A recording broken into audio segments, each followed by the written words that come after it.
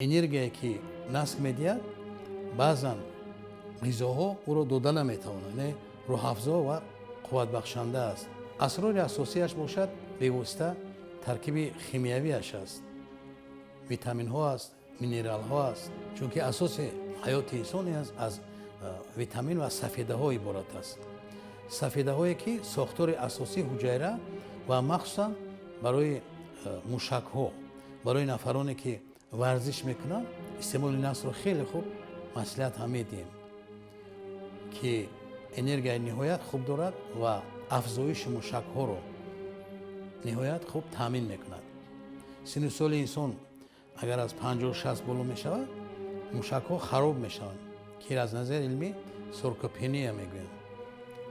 ва умуман сафедаҳои зиёде ки дар наск ҳаст, мо метавонем ки ба хотири қувват гирифтан ӯро дар шаклҳои гуногун истифода бурда бошем.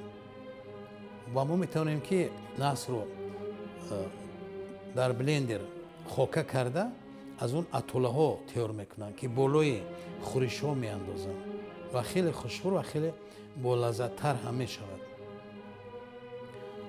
минералҳое ки дар таркиби наск ҳастанд хеле зиёд ҳастанд.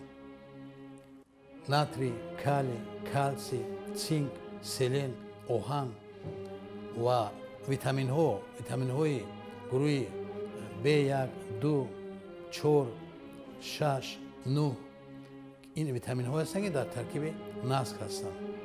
ва агар мо нисбати механизми таъсири витаминҳои таркиби наск диққат диҳем, албатта B1 яъне тиамин барои шораҳои асаб, B6 барои мушакҳо мубодилаи умумии моддаҳо ки дар аксарияти протессҳои биохимиявӣ иштирок мекунанд, ва B9 кислотаи фолиевӣ аст ки бе ӯ модарон аламон